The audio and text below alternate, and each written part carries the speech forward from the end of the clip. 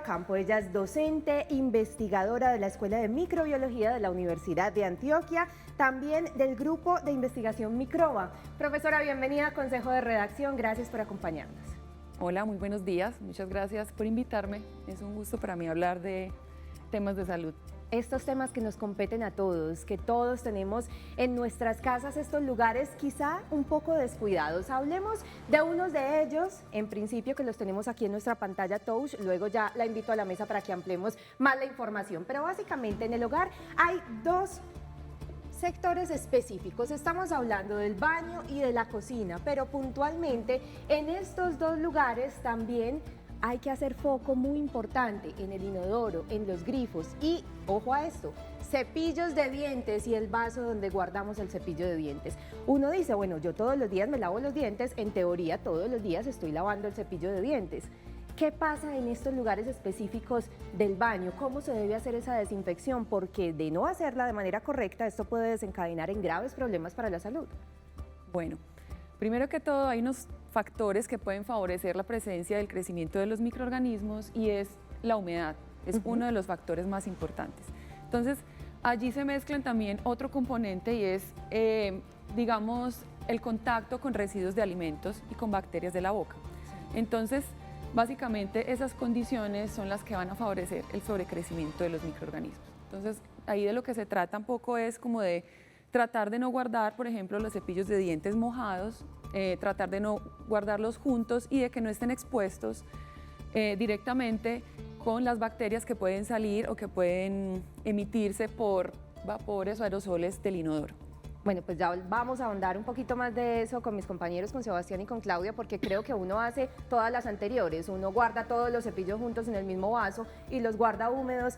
Ahí hay un error o no importante. Los guarda. O no los guarda y lo deja ahí al lado del lavamanos, peor todavía. Bueno, pasemos a la cocina. Las tablas de cortar, el fregadero o el lavaplatos, como también se conoce, y la nevera. ¿Qué pasa en estos puntos? Específicamente, de pronto nos descuidamos, la nevera simplemente volvemos y metemos todo el mercado, pero no hacemos una desinfección completa. ¿Qué se debe hacer aquí en este lugar? Bueno, aquí pasa lo mismo, ¿cierto? Especialmente en la cocina y el baño, son lugares con alta humedad, entonces, por ejemplo, en las tablas de cortar, ahí se mezclan dos componentes y es el corte, digamos, el contacto con alimentos, por ejemplo, las carnes, ¿cierto?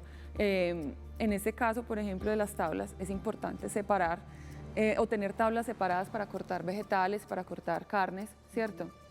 Es lo más ideal y también tratar de no mantenerlas húmedas, o sea, lavarlas inmediatamente después de usarlas y dejarlas secar completamente. Con respecto al fregadero, también la limpieza, digamos, frecuente.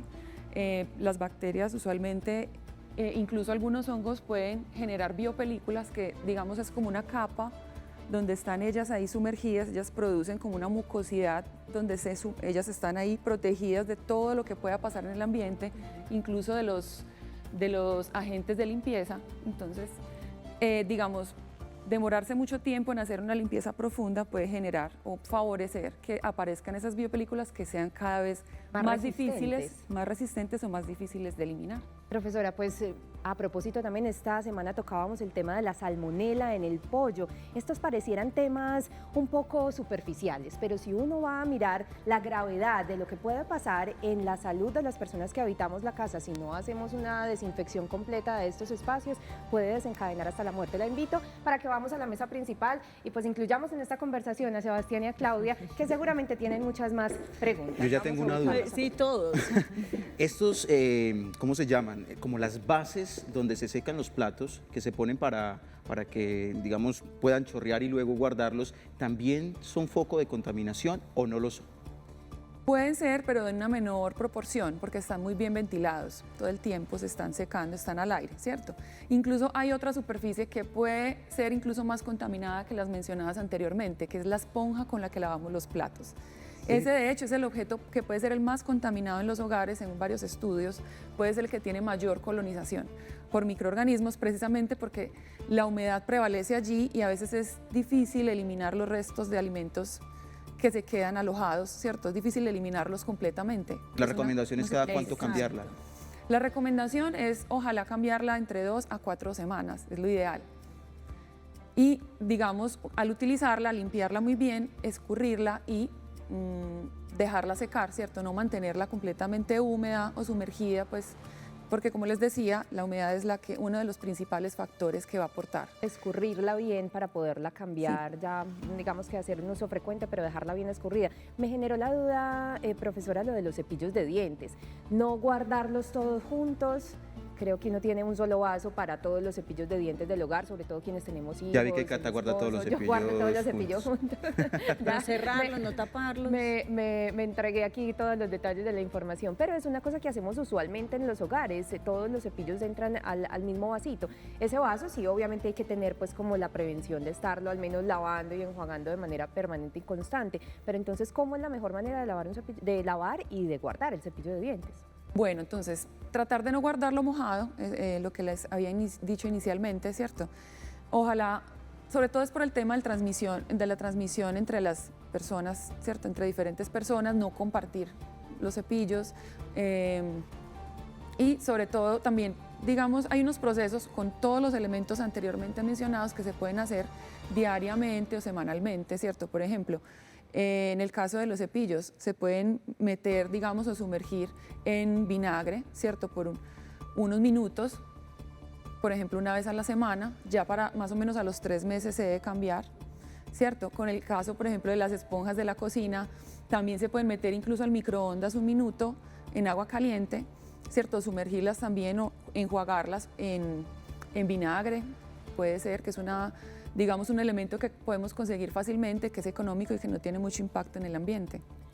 En algunos hogares empiezan a adoptar medidas de otros países y algo que nos dejó la pandemia, como quitarse los zapatos. ¿Qué tantos microorganismos, qué tantas bacterias ingresamos a nuestra casa? ¿Y qué es lo primero que debemos hacer? Obviamente lavarnos las manos, pero ¿qué debemos hacer cuando lleguemos a nuestros hogares? ¿Cuáles son esos buenos hábitos que debemos poner en práctica?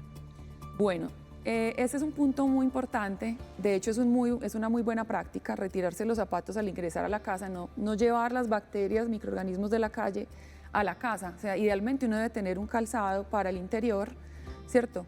Y dejar los zapatos que vienen con el contacto de la calle en un espacio aparte, ¿cierto? Eso es como una buena recomendación.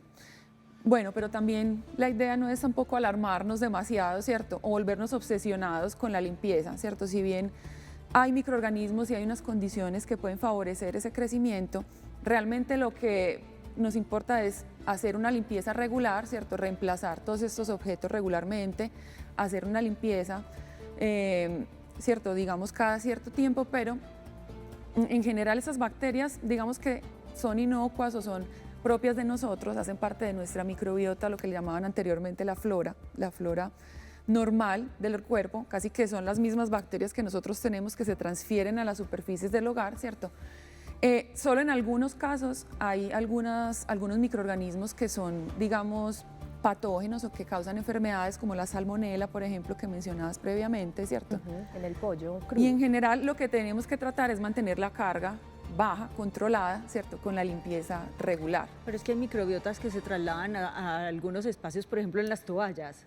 Sí. ¿Cada cuánto una persona cambia la toalla de mano, la toalla corporal? Lo ideal es que semanalmente, como mínimo, se cambien, ¿cierto? Que no se queden más de una semana, inclusive si, por ejemplo, en el hogar hay personas que tienen infecciones de piel recurrentes, lo ideal es no compartir esas toallas y cambiarlas incluso cada 3 días. El uso, por ejemplo, de jabones en barra en este tipo de población que tienen, digamos, tendencia a los nacidos, ¿cierto? A las infecciones cutáneas muy recurrentes, por ejemplo, se recomienda más utilizar jabón líquido o no compartir el jabón, las toallas con otras personas. ¿Y las sábanas? Las sábanas también son un punto importante porque allí van a caer siempre todas las escamas de la piel. Nosotros constantemente estamos renovando la piel, entonces allí caen como... Y el sudor. El sudor, las escamas de la piel y obviamente las bacterias que tenemos en la piel. Entonces, y hay humedad de por sí, entonces también es importante cambiar las sábanas semanalmente y los colchones, por ejemplo, los cojines, las almohadas, tratar de airearlas, ¿cierto? Limpiarlas o aspirarlos regularmente. Antes de terminar esta conversación, con el celular. Este aparatico ya va con nosotros a todas partes, muchos incluso van hasta el baño con él. Literal. qué se debe hacer con el celular, porque pues en mi caso yo le quito todo el forrito, todo y lo desinfecto, trato de hacerlo semanalmente, pero eso no es algo que la gente haga de manera muy frecuente. Igual que los audífonos. Es un punto importante. Todas las superficies de alto contacto, teléfonos, controles remotos, manijas de las puertas, ¿cierto? Como todo lo que utilizamos constantemente, que tienen alto contacto, que todo lo tocamos constantemente, se pueden limpiar con alcohol, simplemente con alcohol antiséptico, hacer una limpieza superficial y ya con eso le bajamos mucho la carga. Bueno, otra cosa, digamos, creo que no dejé empezada la idea, es que normalmente si estamos en unas condiciones, digamos, de inmunidad normales, ¿cierto? No nos va a pasar mucha factura si hacemos una limpieza regular. Solamente en algunas personas, y es particularmente riesgoso, ¿cierto? Personas, por ejemplo, con infecciones recurrentes, personas con alergias como asma o algunas alergias en la piel, ¿cierto? Que pueden ser susceptibles, por ejemplo, a las esporas de los hongos que se pueden acumular en el polvo o a los ácaros, ¿cierto? Que se acumulan en las superficies textiles, por ejemplo. Entonces, en estas personas, digamos, es mayor la susceptibilidad, ¿cierto? En recién nacidos o personas de la tercera edad. Entonces, básicamente es eso, como unos hábitos de limpieza regular y reemplazar todas estos elementos. Profe, le tengo dos más. Las llaves y las chapas de las puertas. Porque a veces, se lo digo es porque lo he visto, personas que cogen una llave y se rascan el oído. Uy, ¿Qué Dios. tan delicado puede ser incluso esto? Porque literalmente yo creo que las llaves deben de tener muchas bacterias. Pues básicamente ahí se está inoculando los microorganismos que hay en el ambiente directamente en el oído, ¿cierto? O sea, es una práctica que no debemos hacer, ¿cierto? No son de todas maneras superficies de alto contacto igual que los celulares. Entonces también con el alcohol antiséptico es una buena forma de bajar la carga bacteriana. ¿Cómo manejar esto para no volvernos paranoicos?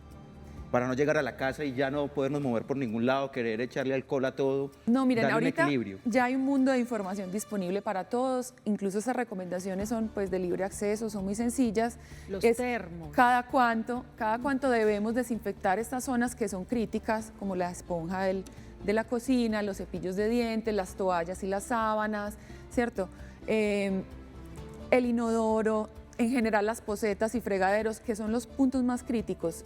Es decir, básicamente podemos consultar más o menos cada cuánto se deben mantener. Yo qué les digo, usualmente una vez a la semana estas superficies hay que cambiarlas, hay que limpiarlas a profundidad. Esa es la recomendación. Usualmente con jabón y agua basta, ¿cierto? Otra cosa importante es tampoco exagerarnos con los agentes de limpieza. Por ejemplo, agentes antibacteriales. Realmente no es lo más recomendado usarlos de manera muy frecuente o de manera obsesiva. ¿Por qué? Porque estos tienen componentes que pueden generar que las bacterias se vuelvan resistentes a los agentes de limpieza y no solamente a los agentes de limpieza, también a los antimicrobianos. Yo sí le Oye, quiero pues, preguntar ya para Clau. cerrar, los termos, la gente anda con los termos, con los pitillos, dentro de los termos están en constante contacto, obviamente, con diferentes agentes.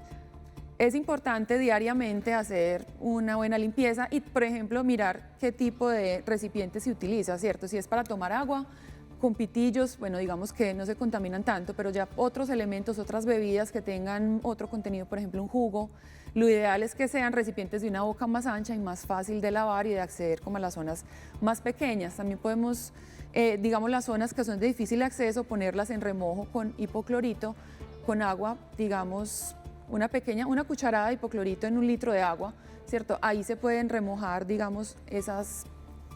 Profe, me van a Son regañar, muchas pero las preguntas, venga, ¿no? pero nos Es que esta tenemos que chiquita ir. nos dice una Tenemos un televidente que corte. por favor el tema de los secaderos en los baños públicos, es que me parece importante porque todos vamos a un centro comercial y ponemos las manos ahí, ¿qué tan peligroso es o no? Y ya con esa prometo que terminamos. Bueno, realmente la mejor práctica es secarse las manos con una toalla desechable, ¿cierto? Sabemos que no está realmente disponible siempre hay secadores, ¿cierto? Pues, a ver, realmente esos secadores también son ¿En el fuentes pantalón? de microorganismos. Puede ser, incluso es un poco menos grave hacerlo en el pantalón, porque allí con esa temperatura alta y digamos no tienen mucho recambio, sí pueden ser una fuente de microorganismos, pero definitivamente peor que cualquiera de las anteriores es no secarse las manos porque vas a quedar con la mano mojada, va a quedar una superficie adherente que va a permitir la adherencia de los, digamos, de los microorganismos que haya en las superficies. Bueno, profe, vea, un tema pues que pareciera tan Sí, común, tan Cata, ¿usted sabe realmente qué? son muchas las preguntas. Lo mejor es, muchas veces nos preguntamos, oiga, ¿yo por qué me estoy enfermando tanto últimamente? ¿Por qué vive enferma? Podría ser una respuesta Parte al de por la qué surgen respuesta. tantas enfermedades. Así es. Bueno, pues Ana María Ocampo, docente, investigadora de la Escuela de Microbiología de la Universidad de Antioquia y del Grupo de Investigación Microba. Así, completico, muchísimas gracias por venir a Consejo de Redacción. A ustedes, muchas gracias por la invitación.